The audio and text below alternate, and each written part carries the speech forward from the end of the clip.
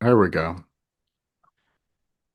Hello, ladies and gentlemen. Robert Swartwood here. Tonight, I am joined by the USA Today best-selling author of 16 psychological thrillers who has won the most prestigious awards in the genre, including 5 Agathas, 5 Anthonys, and the coveted Mary Higgins Clark Award. As an on-air investigative reporter, she has won an unprecedented 37 Emmy Awards. Her newest novel is the instant USA Today bestseller, All This Could Be Yours, which People magazine calls a nail-biting thriller. That's right, it's your favorite writer and mine, Hank Phillippi Ryan. Hank, how are you doing? I am so happy to be here. Thank you so much. It is very Boston-y around here, so it's nice and cozy here in my study. Well, thank you for making time. As we were talking in the green room, yeah, I feel like you were one of the hardest working authors out there because you not only you're an author, you're a reporter. It feels like you're interviewing. I mean, I'm interviewing you today. This time, it always feels like you're interviewing people. I saw you with David Baldacci the other day, and yeah, you're all over the place. So I don't want to take up too much of your time. So let's get right into it. I always like to try to go back to, I guess, kind of the beginning for you. Do you remember, like, was being a reporter the initial dream, or from the beginning, did you want to be a novelist? I mean, what was kind of that initial seed? Well, from the beginning, I wanted to be a rock star. Huh? That was my first. And then I went through phases of wanting to be a flight attendant. And then I wanted to be a geneticist. And then I wanted to be a lawyer. And I went into college having no idea what I would do. I mean, much to my parents' chagrin and upsetness, I was sort of clueless. All I cared about was reading. All I wanted to do was sit in my dorm room and read by myself. Sadly, not necessarily what the assigned books were for my courses. I just wanted to do independent study and sort of listening to rock and roll music is sort of how I spent my college career. But then after college, I decided that I really wanted to change the world a little bit, it was time for me to make a difference. And so I went into politics, sadly, and I worked for 3 political campaigns back home in Indiana. This is in like the early 70s. And sadly, no candidates I ever worked for actually won. So that is when I decided that the way to make a difference in the world was to be a reporter. I wanted to be a journalist. And that really made sense to me when I thought back what I was like as a kid and what I was like growing up. And I just read mysteries. That's all I did. My sister and I would ride our ponies to the library and take out saddlebags full of books and then read in the hayloft up in the barn behind our house. And I fell in love with Nancy Drew and Sherlock Holmes and all the Agatha Christie stories, all the wonderful British Golden Age authors. I just devoured those. Um, and I remember at one point thinking, when I was maybe 12, thinking maybe I should be a mystery author. And then I decided, no, that I'd rather be a detective. I'd rather be Hercule Poirot and Miss Marple than write about Hercule Poirot and Miss Marple. So when you think about it, sort of deconstructing it, I always wanted to tell stories. I always wanted to be a storyteller. I always wanted to find out cool stuff and then tell it to people. And so, and as I grew up, I wanted to make a difference in the world. So putting that all together, if you pack that all together, what that comes out is a journalist or an author. And that's sort of the same thing because both of those things are storytellers. So it's just a progression that I didn't predict, but that makes a lot of sense in hindsight. And I got that first job in 1970 as a radio reporter in my hometown of Indianapolis. Longest of stories, which I won't tell. Someday I'll tell you, but I frankly got the job because I was a woman and because I threatened the news director of the radio station with a lawsuit because their license was up for renewal at the Federal Communications Commission and they didn't have any women working there. And the next day I had my first job in broadcasting. So it's a journey. The whole thing is a journey. And I really think I I really think that, my husband and I don't celebrate the anniversary of the day we met. We celebrate the anniversary of the day before we met. And we call that You Never Know Day because you never know what wonderful thing is around the next corner. And that's how my whole life has been. Just around the next corner has often been something absolutely wonderful and unpredicted. And I kind of rely on that. Yeah. So you said back at one point you thought about writing mysteries and then you thought you'd become a detective. Did you start like tinkering with stories? Did you start like writing? I mean, what do you remember the very first like creative thing you would have maybe put down on paper or computer? Yes, I do. And that is 20 years ago, when I had a good idea for a novel. That's all. I mean, I started from zero to writing a novel. There was nothing in between. There were no Oh short wow. stories. There was no journaling. There were no throwaway novels. There was no practice anything. I just one day at Channel 7 at my television station, I just had a good idea. And I knew it was a good idea. You know that feeling, Robert, when you have a good idea and you think, oh, this is gonna work. And I came home and I said to my husband, sweetheart, I've got a great idea for a mystery. I'm going to write a novel. And Jonathan says, great, sweetheart. He says, do you know how to write a book? And I'm like, how hard can it be? I've read a million books. And I was so naive, Robert. I was so clueless about everything about writing and publishing and novels and everything about that. I didn't have any idea how to do it. And if I had, I might not have done it because I would have seen how unlikely it was that that could possibly work. But I was devoted. I mean, I was obsessed with writing this book, and that became Prime Time, my first novel, which won the Agatha for Best First Mystery, and that was the beginning of my career in crime fiction. I just sent in book 17. Like, how does that happen? And we're talking about You Never Know Day. Is that one day I didn't have a good idea, and the next day I did have a good idea. And I have to tell you that as an author now, I still think about that. I mean, the hardest part of writing for me now is that I think I'll never have another good idea. I mean, this is the end. Yes, I wrote this book and that was great and I loved it, but that's the end of that. I'll never think of anything else. And I Yeah. think back to the beginning of Prime Time, my first book, when the day before that, I had no idea I was going to write a book. And then the next day I did. So I sort of rely on the universe to provide me with an idea when the time is right. And Yeah. I have to say, knock on wood, that has never failed me. Well, and that answers one of my standard questions, which usually is your first published novel, your first novel, or your first published novel. So that was your actual first novel, which congratulations. I mean, a lot of writers, sometimes it takes several books before they get to that, get something published. Yes, What specifically was that idea? I mean, you said the day before I will never tell even you, crossed your mind. yeah, yeah. And I think that's a great and perfect question. And I will happily answer that. But I do want to go back to something that you Yeah. just said, which I think is so wise, is to remember that at that time, when I started writing that novel, at that time, I'd been a television reporter for 30 years. Hmm.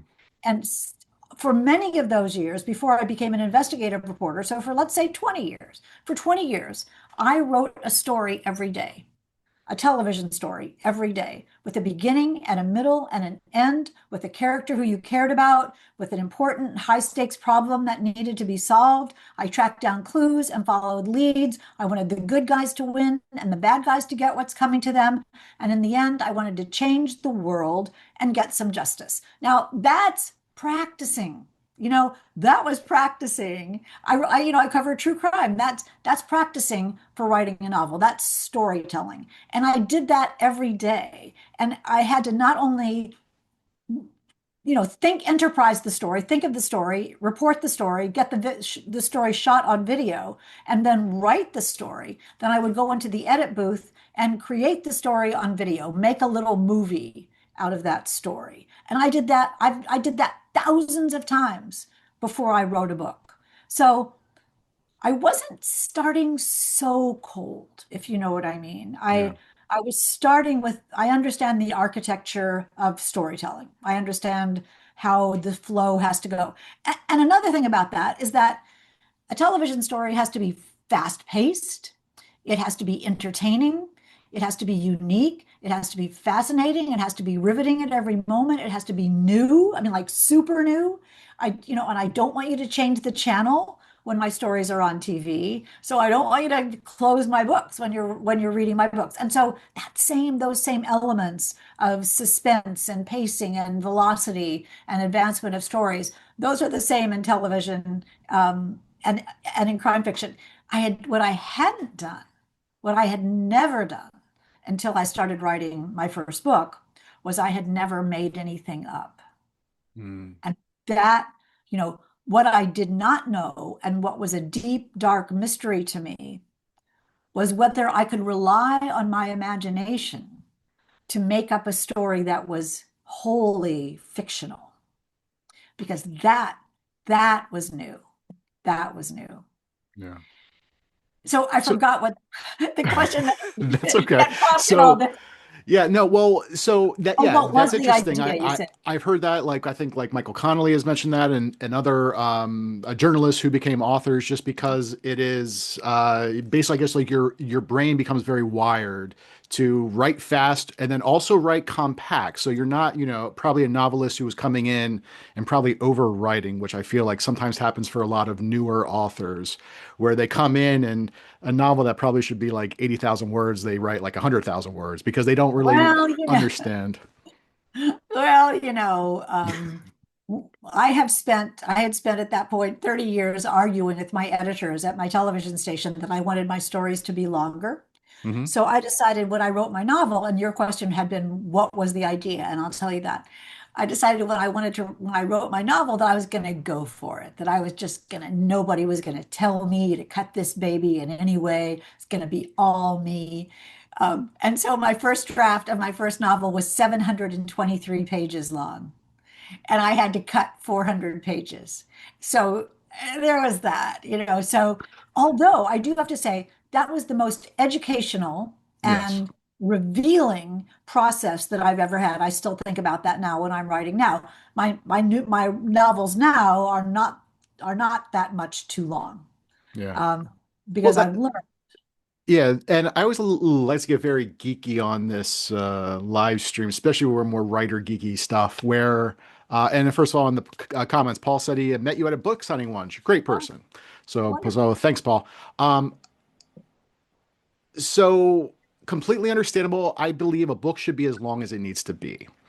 At the same time, there are books that are probably too long, and sometimes books that are maybe too short where you could really go into or what I guess because this was your very first novel, obviously you had done a lot of reporting and a lot of like, again, like real nonfiction stories, but this was your first foray into fiction. I guess why was it like 700? I mean, were you just like, was it Oh, you weren't really aware of like the structure yet, or like you were spending too much time with scenes or characters? I can tell you very specifically what it was, and I'll tell you very specifically how I fixed it. Um, I just, I just wasn't. I was just all over the board with it. So there were tangents. I wasn't just following the forward motion, the narrative thrust forward, advancing the story. I just wasn't doing that. I was too many descriptions, and I was being too writerly and being too clever and too, internal. And, I thought I was funny, so I would just try to be funny.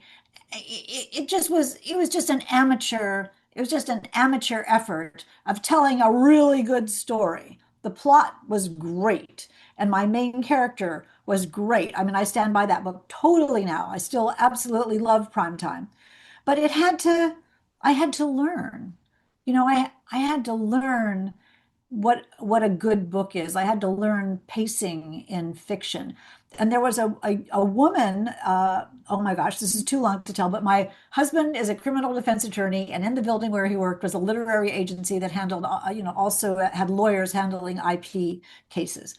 And one of the young agents at that agency, a wannabe at the time, agreed to read my book, and this agency did not handle mysteries. And she said, we can't represent you. We're not going to represent you, but I'll read your book and tell you about it. And I remember I was in a gas station when my phone rang and she said, I just read your book. And I said, You read the whole thing? And she said, Yeah, I did. And she said, I'm going to send you back the pages. It was pages. I'm going to send you back the pages. And I've marked up the first 100 pages of what you should cut out. And she said, So just read those first 100 pages and see what I cut, and then do that for the rest of the book. And she showed me, what was tangential, what was derivative, what was repetitive, what my quirks were, the pitfalls I was falling into. And she'd just go, nope, nope, nope, nope, nope, nope, nope. And when I saw that, I thought, oh, I get this. I see what she's doing here, and I see what I'm doing, and I won't do that anymore. And her name is Elizabeth Weed, and I think about her now so constantly. She's now a super big shot agent. I mean, Hmm. she's just fantastic. And and she didn't have to do this for me. And that Yeah. is one of those people in our world. One of the things that makes our writer world be so wonderful is that there are people like Elizabeth Weed who will help someone who they don't need to help. She didn't need to do this. And so that's one of the reasons that I try to do the same thing. Don't send me manuscripts, you guys. But that's one of the things that I try to do is be so aware of how lucky I am to have had 17 books and how people who are starting can really be helped with the guidance of someone who is ahead of them in the journey. Yeah. And so that was published in 2007. When did you write that initial draft? Do you remember that? Like how many years prior? 2000, maybe four, Okay. And so five, this was 2000. back in the day where you basically were sending actual manuscripts to the publisher or the agents or whatever else. So she Oh, yeah, got yeah, yeah. she got a big manuscripts that had to then send it back to you. Yeah. That was, I bet I still have that in the basement somewhere. I bet I would not have given that up. And so obviously then so she did not become your agent. So at that point then you rewrote it. Well, I guess let's kind of go back first. So I guess based on what you discussed, are you somebody who just, and I always hate the term, but I have to use it. Are you a plotter or pantser? And has that changed over the years? I'm I am a super pantser. I mean, if somebody says to me, can you just, well, people have said to me, my agent and editor have said to me, can you just send me an outline? And I'm like, Mm. no, Yeah. I cannot send you an outline. And I have some thoughts about that in a minute. But I do think that, again, going back to television, I'm an investigative reporter. And as you see, I've won, 43 Emmys for investigative reporting, or however much it is, 37. And I didn't know the endings of those stories when I started working on them because if I knew the endings of my television stories, they wouldn't be news. So part of the deal is that I'm uncovering something new. I have a thought or a theory or a proposition or an idea or a tip or something like that. And I have to track down clues and follow leads and do interviews and do research and look at documents and take in a whole bunch of stuff and distill it down to something much, much smaller and figure out what's the most interesting, what's the most intriguing, what's the most everything about it. But I don't know the end.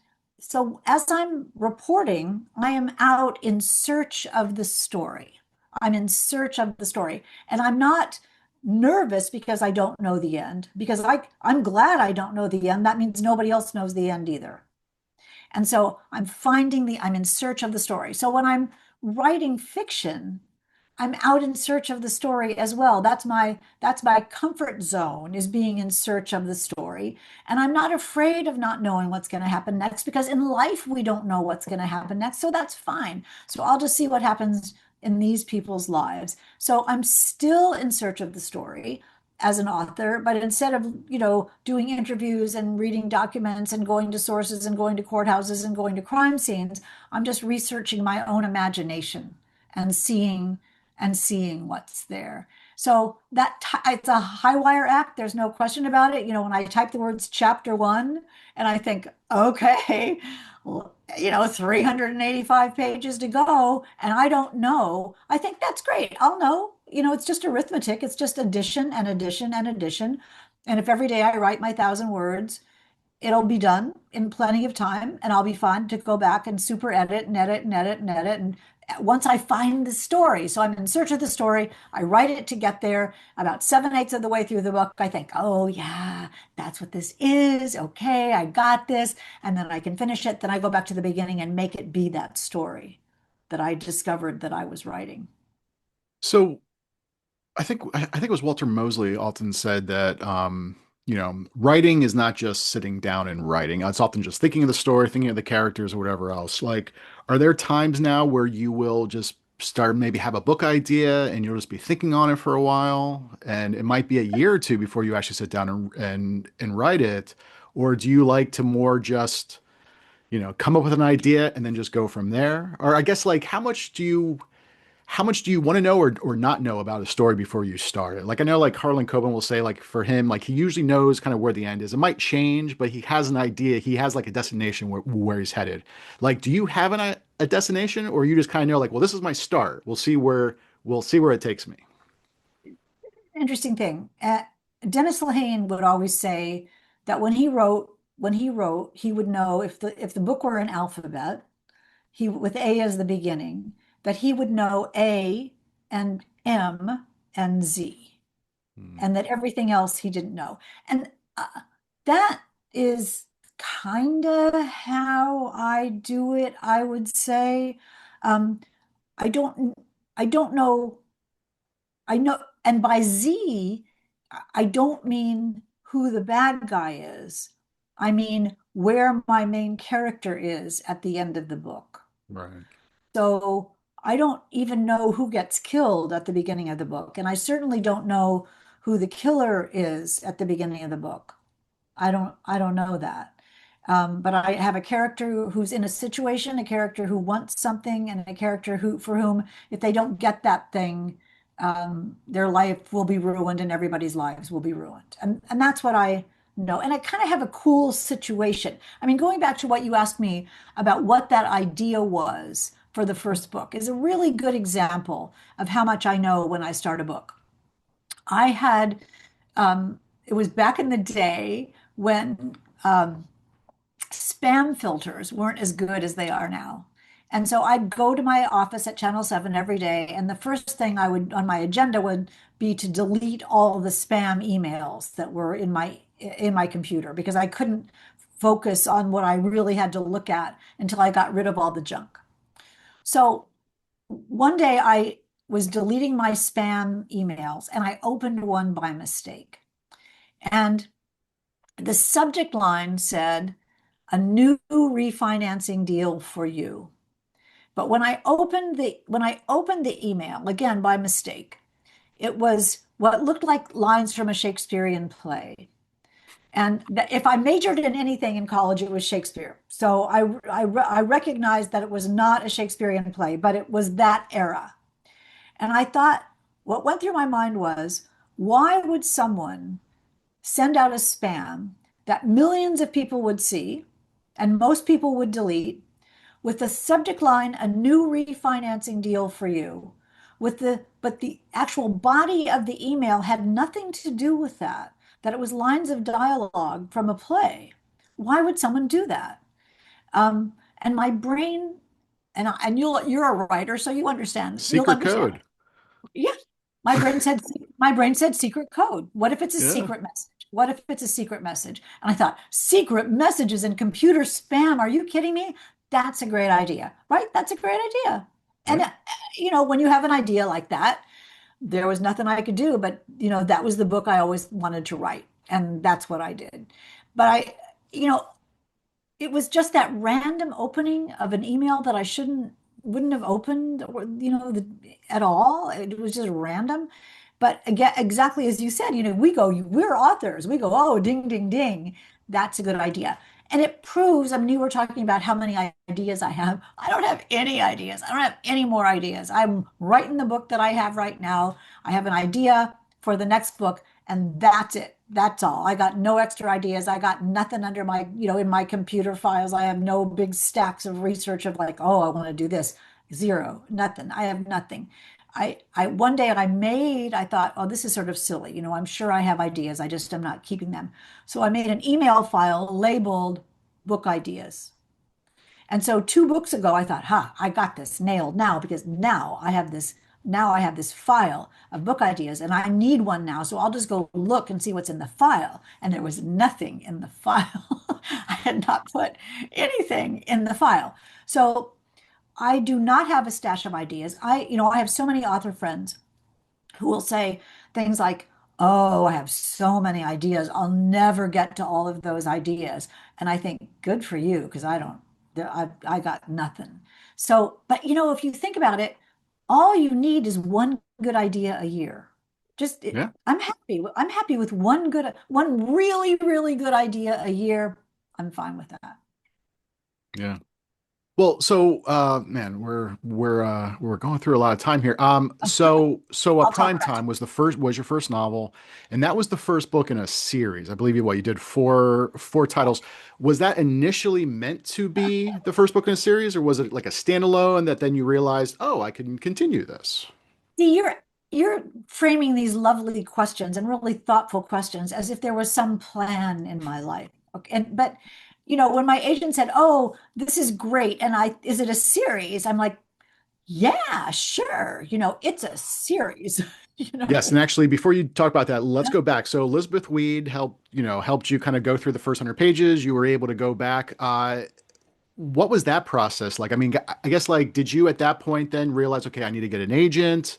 And I mean, at that point, were you even aware? Because as I feel like nowadays, writers, like newer writers, are somewhat blessed because there are so many resources. A lot of great organizations, of course, the ITW, where like, they will explain like if you want to get published by a publisher, you need to find an agent. This is how you find an agent. Like where back then, like, resources were not as plentiful as they were now. Back then there were people and books. Yeah. You could look stuff up in, Publishers Marketplace, which was a book. Yeah. And I remember that what really saved me for this, from about this, was Sisters in Crime, my local Mm. Sisters in Crime. And I thought, if I'm going to be serious about this, I better like go to a meeting or something and find out what you do. And at that meeting, I met Hallie Ephron, and Hallie Mm. said, "You do this, you do this, you do this, you do this." And I said, "Sure, okay."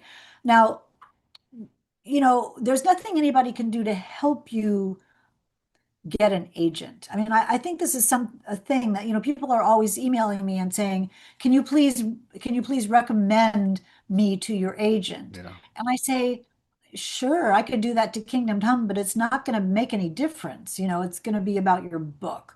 So she just showed me the path of how to do it on my own. And so I sent maybe 10 queries. And everybody said no. Everybody said no. It was miserable. It was horrible. And after rejection number 8, um, I thought, I think this book is good. So what am I doing wrong? And I changed my query letter. I didn't change my book. I changed my query letter, and everybody said yes. And Mm. that was such a revelation to me. I made the query letter be about the plot. What if there were secret messages in computer spam? Boom. Yeah. Not a television reporter worries she's getting too old for her job. Not about the character. It was about the plot, and that's what sold it. Yeah, no, that's really important, I think, more for newer writers who want to try to find an agent. Sometimes it really does come down to that pitch, because it's agents are getting bombarded with pitches and you have to catch them within, sometimes even the subject line. So Yeah, really, no, no, no, sometimes it really absolutely. comes down to just how that is pitched. So, okay, so you eventually got an agent, and then you sold this novel. And oh well, I guess you said your agent asked you if it was a series, and you were like, sure. So when you But sold it, was it? Yeah, there's an interesting thing that happened here, and I think that your viewers who are writers, especially new writers, might be really interested in this because it was quite a formative thing for me. Um, one publisher, one editor wrote this glowing rejection about how I'd really nailed it and the story was great and she loved the character and she loved the plot and that my credentials were stellar and on and on. But, somehow it just wasn't right. And so I thought, oh, I'm doomed. I'm just so doomed. And 2 days later, she called my agent and she said, I just can't get Hank's story out of my head. It's just so good, but it's too light. This was back in sort of chick lit days. She said it's too light. The sensibilities of it are too light. Can she take the same plot and the same characters and exactly the same story and make it into a bigger book, make it be a bigger, more commercial fiction, more empowering women's fiction, commercial mystery. So my agent called me and she says, you'll have to, here's what she said, you'll have to rewrite the whole book. You'll have to rewrite the whole book. And I said, absolutely, watch me do this. And I rewrote the whole book to be a bigger commercial mystery, not a chick lit story. And that's when the book sold. And so, new authors have to ask themselves, would you rewrite your whole book? Would you do that? Or would you say, no, the book is how it is, and if you don't like it, you don't understand me? Or would you say, I'm a writer? As a television reporter, people have said to me for years and years, can you make it shorter? Can you make it longer? Can you make it funnier? Can you make it more investigative? Can you make it featurey? Can you make, whatever? I say, yeah, I'm a writer. I can do that. And so when someone says, well, buy your book if you rewrite the whole thing, I'm like, sure, how long do I have? Just tell me when you want it and I will make that deadline. And that's when the book sold.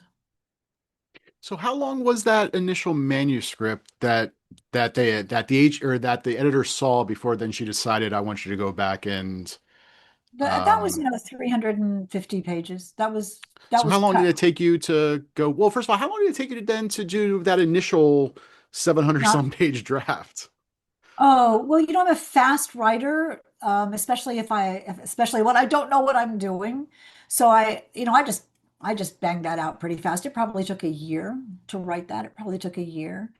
Um, to cut it from 723 pages to 400 pages, a month maybe. I mean, I'm a good editor. I'm like, nope, nope, nope, nope, nope. That goes, that goes. And one of the things that's a joy about that is that when I started taking out the parts that it didn't need, and I began to see the story, the laces of the story pulling tighter, and the sort of the propulsion of the story took off, and the story would accelerate forward, and there was a lot of forward motion. And I kept thinking to myself, advance the story, just like I do in television.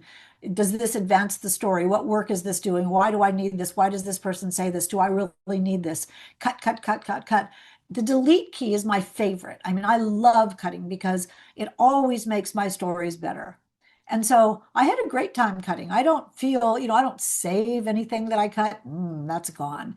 I, I Editing is what makes the story be great. You take away all the junk and reveal this gorgeous nugget of a gem of a thing that was what you meant to write in the first place. So I'm pretty fast at that. Yeah, like the Elmer Leonard, leave out their cut out the stuff people or readers skip. Yep. So then do you typically, well, okay, well, let's stick real. So okay, so you sell Prime Time. Was that like a two book deal Yeah. as a series? Yeah. And then did you at that point, I guess when you write a series, I mean, you have obviously have read a lot of books, you were reading a lot of mysteries. So Yeah. was the idea of doing a series exciting to you, or was it also kind of overwhelming? No, you see, and here's the wonderful thing about naivete.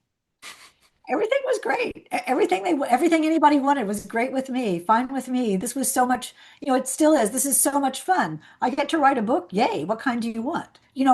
I didn't agonize over, oh, it was a standalone or a series. I remember somebody saying, your first four books are first person present tense.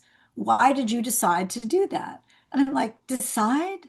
I didn't decide. The story came out that way. I wouldn't have known to decide that, if you know what I mean. And I think one of the things that happens, and apropos of what you were talking about, how the world is so different now, is that now we're bombarded. We can watch master classes and Maestro and go to every podcast and every website and every seminar about how to write and what to do and all the choices you have to make.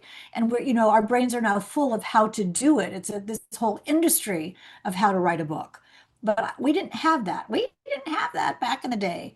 I just had that, ooh, this is a good story, and I want to tell it in the best way that I can. And my main character's voice came out that way and stayed that way. And I remember an early reader saying to me, a very experienced early reader saying to me, how did you learn point of view so thoroughly? Your point of view never slips in this entire book. I've never seen that. And I said, what is that?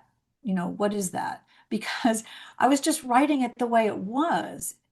You know, now I teach point of view. Now I get it and I teach it, but so much of my reporter training and all those years of writing allowed me to, it wasn't luck and it wasn't chance, it was sheer experience coming out in a way that I didn't realize would come out. Yeah. Well, it's I know, interesting too. Yeah, go ahead. no good.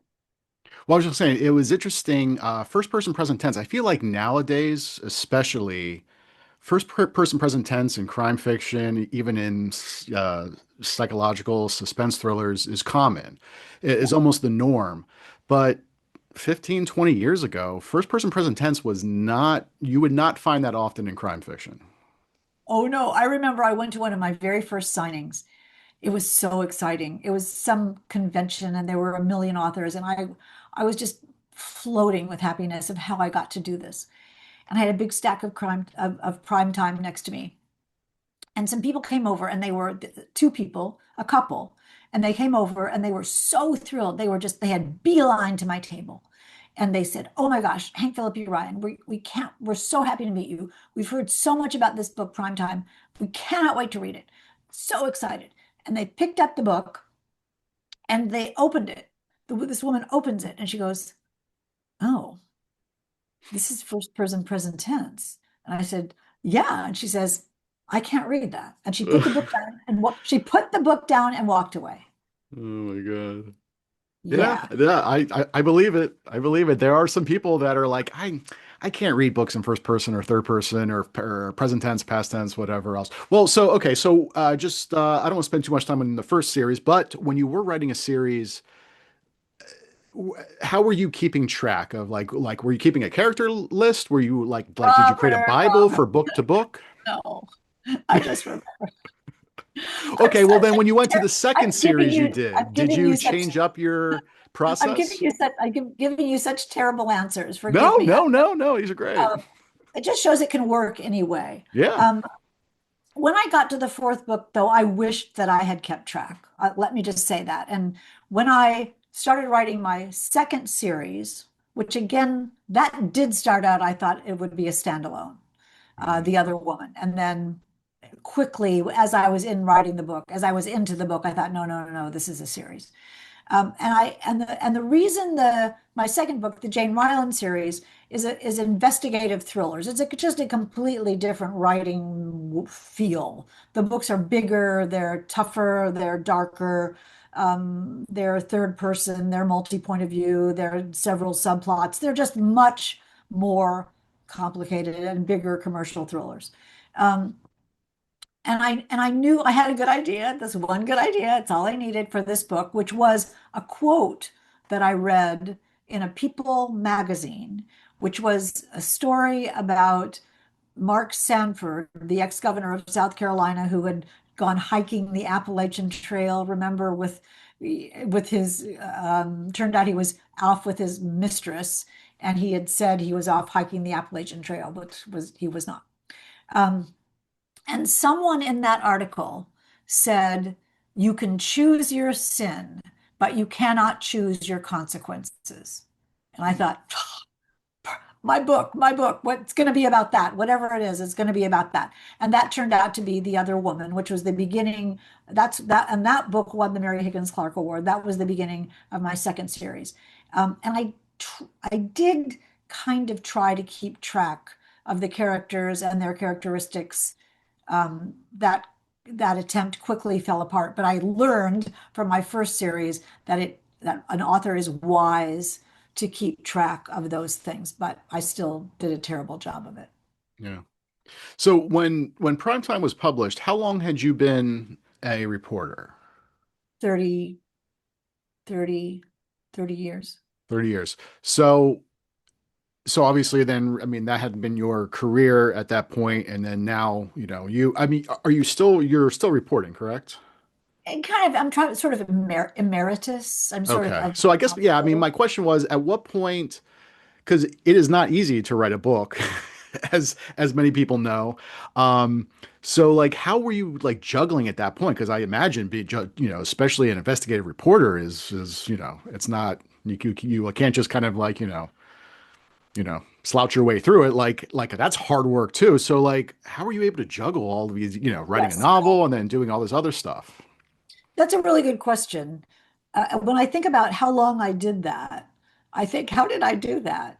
Because basically the answer is, I'm delightedly happily married. My husband has kids. They're grown. They don't live here. We see them, we adore them, but one of them lives in California and one of them lives in New York, and they have their own families and they're great, but we don't see them. We don't have any pets. I don't have any house plants that live. My husband is a criminal defense attorney and he's very passionate about his work. So basically, the answer to your question is I work all the time. I just work all the time. When I started writing, with the contract, there were no more movies or vacation. I mean, I took vacations, but I would use those vacation times to write. I wrote on at night and on the weekends and at every waking moment. No more dinner parties, no more fun, no more going out, no more just sitting around watching television in the evening. I just worked all the time. I just worked all the time. And what kept me going about that was how much I loved it. I mean, I just loved it. I loved being an investigative reporter. I completely loved that. And then I would come home after work, um, and just click on into writing mode and just be completely focused on that. Uh, I think, it used to be that I would think about being an investigative reporter 24 hours a day, every day. So I got that down to like 8 hours a day, 8 to 10 hours a day, every day. But, So was I could, it so it well, got to a place where you were able to kind of switch your brain off to then focus on fiction as opposed to the nonfiction yes. with the Well, what investigative happened was, reporting? yes, exactly. And then gradually, eventually, I said to my television station, I just can't do this. I'm not giving you 100% and I'm not giving my writing 100%. And so I went to sort of part-time at the station, and that worked out very well. So I would do my investigative reporting stuff 2 days a week, and then 5 days a week I'd work on my books, and that seemed to work, and that seemed to work. So then right now, I think you mentioned before that you try to get like at least 1,000 words a day, or do you typically sit down? I mean, are you happy with just a page or a paragraph, or every day No, you I'm not try happy to with get a certain amount? Yeah, I'm not happy with a page or a paragraph. I'm looking to see whether I can show it to you if I may be out of reach here. I have a geeky, nerdy chart that I make on a legal pad that's like pencil lines with a ruler. And it's a calendar with the days, and I know that I have to write 1,000 words a day, and I write my word goals down the side of the page, and I in the little boxes, my little grid, I write how many words I'm up to, so I start with however many, and the next day it's that number plus 1,000 and plus 1,000 and plus 1,000 at least. And I have my goals for the week. And at the end of the week, if I make my goal, I put a little smiley face on the grid. It's pitiful. It is pitiful how I Whatever do it. works. Whatever But works. it's a way of, and what I have to tell you is that when I know that I have a goal, a reachable goal of writing 1,000 words a day, it makes me instead of failing every day to write a book, I succeed every day at writing 1,000 words. So I set myself up to succeed. So I never think, oh, I have to write a book. I can't do that. It's too hard. I think I have to write 1,000 words. I can write that. I can do 1,000 words. I can write 4 pages. Here I go. Because they don't have to be good.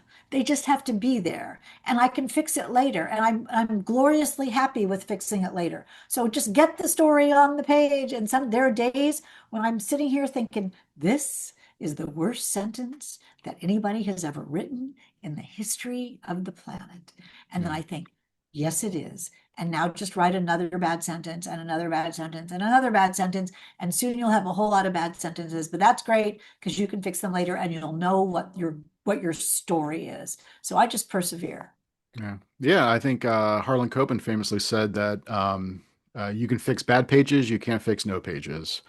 So when you are writing your first draft, is it like a Nora Roberts vomit draft? You're just getting it out? Or do you sit down and kind of read what you did the previous day Yeah, and kind of pretty tweak it a little bit? careful.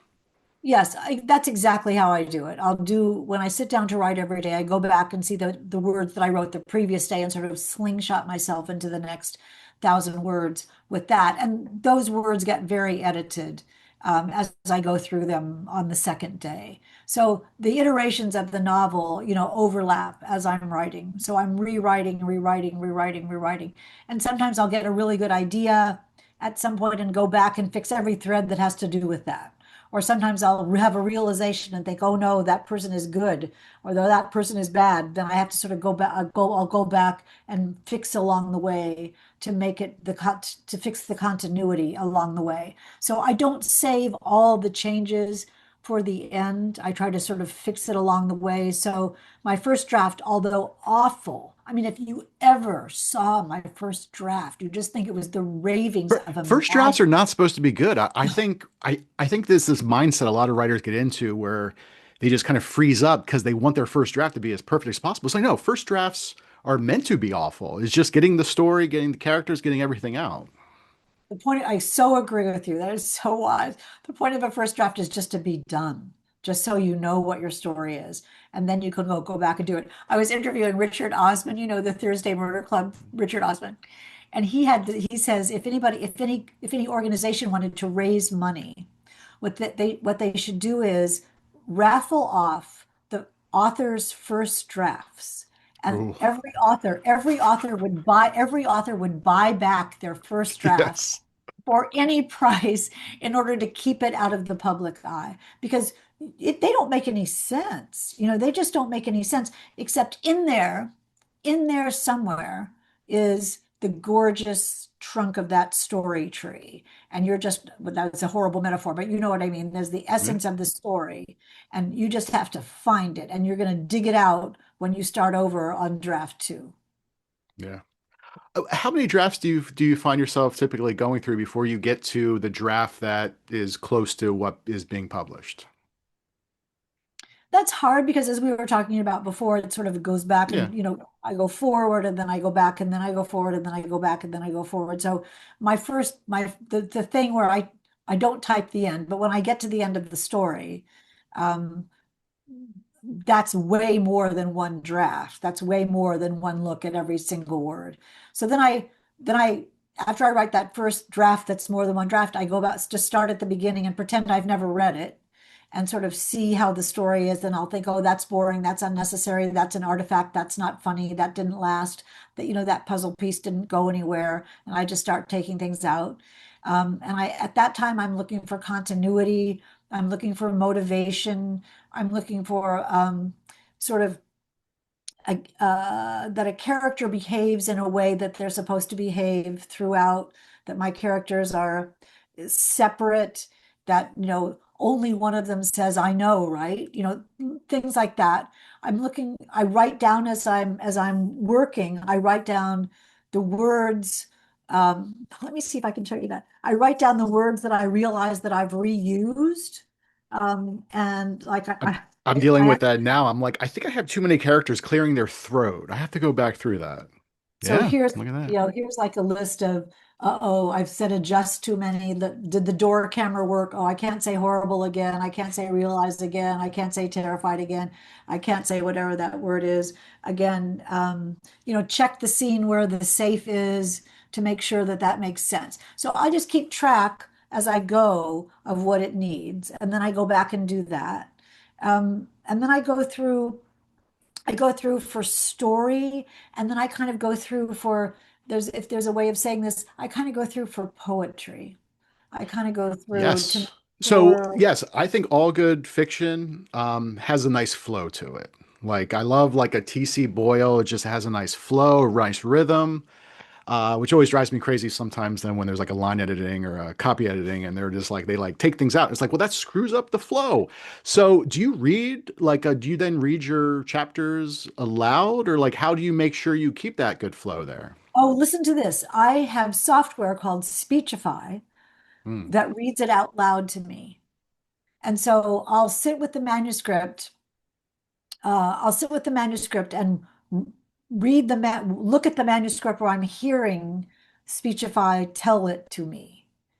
And I change it as I go. So, not only does it show you every dropped word and every repeated word because you're hearing it, and every repetition because you'll think, oh, wait, I just heard that. Didn't she just say that? That's repetition. I'll also hear the clunky dialogue and unintended rhymes, and the things that are boring. And if I find my attention waning, I think, oops, wait a minute, I'm not thinking about this anymore. Why? I sometimes I use even the read aloud mode on my Word document software. Just the read aloud mode voice is a little robot-y, and Speechify is just like a real person talking. It's quite scary. But I would it would be very difficult for me to read my whole book out loud to myself. I used to try to, but it would just get too annoying and I'd be bored. But Yeah. having Word or Speechify read the book out loud is absolutely life-changing. So I read the whole book that way, and then I go back and do it again, and then I go back and spot check. I just flip my manuscript to see where it lands, and then read that out loud and see whether there's something that I missed. Interesting. So man, we're coming up on the hour. I don't want to keep much more of your time. So let's so okay, so Trust Me was your first, I guess, standalone. And then since then, up until all this could be yours, they've all been standalones. And of course, I want to talk about the most recent book, and maybe we can do a little sneak of the one that's coming out in 2026. Are you like are you just doing standalones now, or will you ever like go back to any of your other series, or like do another series in the future? I'm under contract for another Jane Ryland book. Hmm. But every time I come up with a standalone idea, they say, okay, we'll take that first. We'll take that. And so it's all about what the idea is, Robert. You can feel what's meant to be a series, and you can feel what's meant to be a standalone. My book, One Wrong Word, is interesting. David Baldacci blurbed it and loved it. And when he emailed me back with the blurb, said, I can't wait to read the next Arden Ward book. And I said, well, no, it's not a series, it's a standalone. And he says, it's a series. So David Baldacci wants it to be a series, and so that makes me listen to him. But because he is adored. But um, I just think I have a standalone brain now. Um, I love the power that an author gets from a standalone, because anyone can be good and anyone can be bad and anybody can be lying and anybody can be guilty and anybody can die. Anybody can die. And so I know that my readers are really smart. And so they're trying to figure out my books as they're reading them. So I have to stay many steps ahead of them. And I feel that I can do that with more joy and delight and success in a standalone. Yeah. All right, so let's talk about All This Could Be Yours. What can you give us like the elevator pitch and maybe like what was the inspiration? Like at what point did you realize, okay, this is my idea this year. This is the book I have to write. I'll tell you the book is about. Um, a debut author with a surprise best-selling novel who is sent by her publisher on a glamorous nationwide book tour. It's already And fiction. It's yeah, it's already fiction. Nationwide book tour, which she loves. There's again more fiction, standing room only bookstores and libraries and long lines and packs of adoring fans, and she loves it. She's happy. She enjoys this more than anything in the universe. It's the best thing that's ever happened. There's not one bad thing about it. She feels that her dream has come true until she figures out that it seems that she has a stalker, somebody who is trying to ruin her career and destroy her darling family that she's left back home. So what began as a glamorous nationwide book tour becomes a dangerous, deadly cross-country cat and mouse chase with the author running for her life. And that is All This Could Be Yours. So All This Could Be Yours is about an author on book tour with a book called All This Could Be Yours. And so I was an author on book tour with my book called All This Could Be Yours, which is about an author on book tour with a book called All This Could Be Yours. So it's super meta and it's super personal and it's super fun. And I've had my colleagues who are authors tell me that they're glad that they read the book when they got home from tour because it would have creeped them out too much otherwise. so did this idea come from personal experience where worrying about a stalker on tour? No, well, I mean, we all know authors who have bodyguards. There's Yeah. just no question that some authors have bodyguards. I don't. Maybe shouldn't say this. I don't, but some do. And I got the idea at the Poison Pen bookstore in Scottsdale when I was signing books, and I inscribed a book to a reader. Hi set to Sally, whatever. So good to see you in Scottsdale. And I put the date and I signed my name. And as I handed her the book, I thought, oh, I've just given someone an alibi. Ha ha, because it proved where she was and where I was and when it was and all that sort of stuff. And I thought that's pretty funny. Then I thought about all the other things that you and I write inscribe in novels. Thank you so much for everything. Thank you for a wonderful evening. All those kinds of very benign sounding things. And then, but somebody takes your book and says, this is what Robert meant. You know what Robert meant by thank you for a wonderful evening. Here's what really happened. And they could just make up something about what that inscription meant. And I started then thinking about all the things that were really terrifying about being on a book tour, that we are in a different city every day. We're tired, we're starving, we're exhausted, we're, under high pressure. We have to sell the books. We're trying to run our families by Zoom and by FaceTime. We can't miss a plane, we can't miss an event, we can't be wrong, we can't say one bad thing.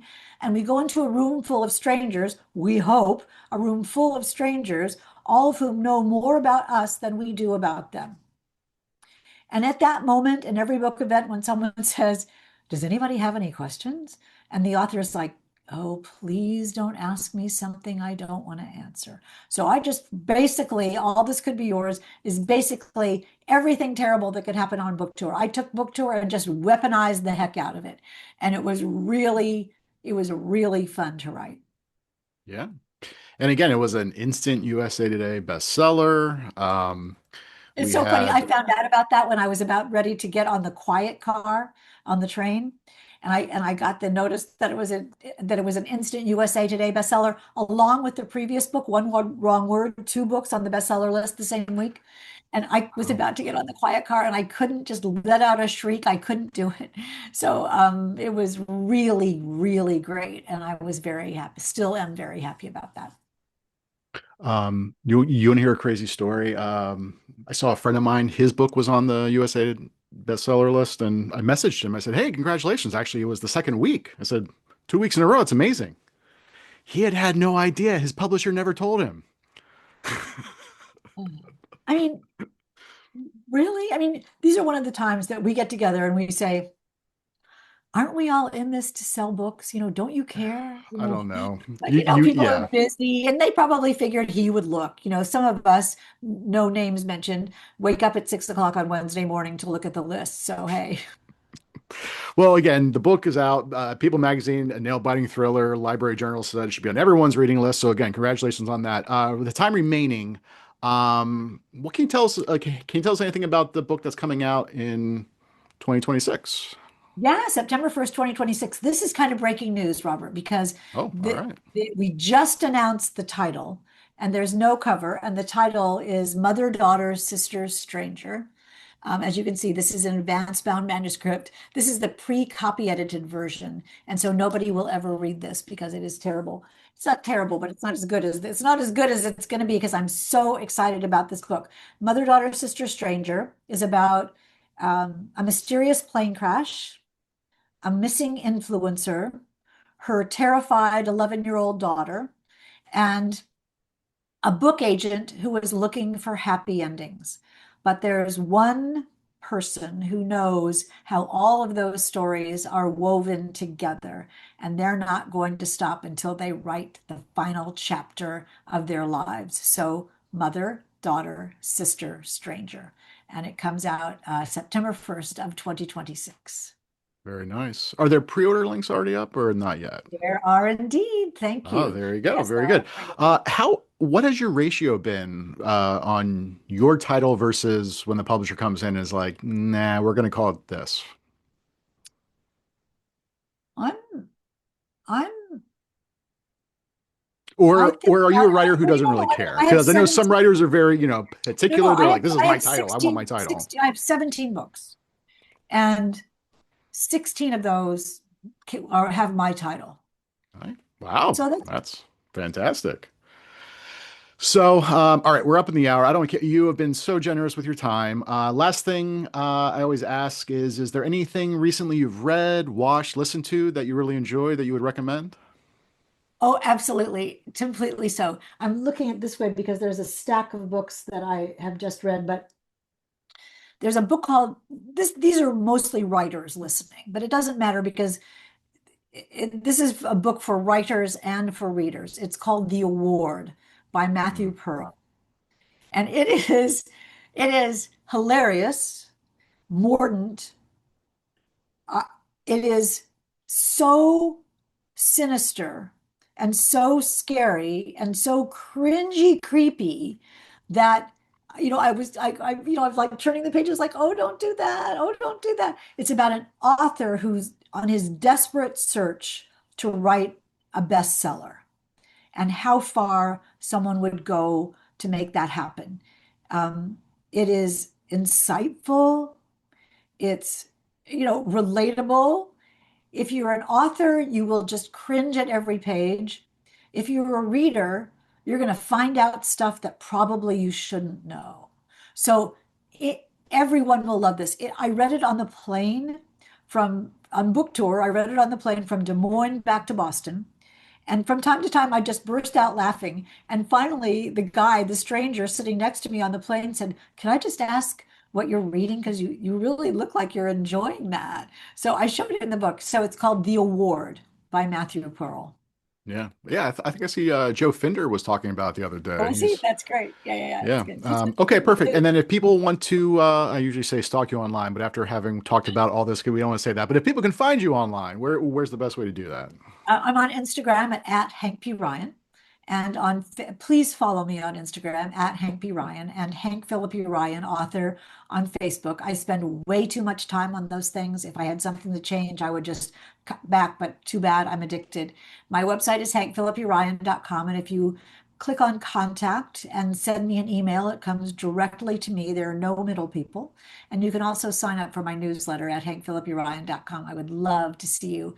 Our newsletters are really fun. Also, go to BookBub and follow us all on BookBub because that really makes a difference. You know that those followers on Instagram and Facebook and BookBub and Amazon, that makes a difference. Publishers look at that and pre-orders too.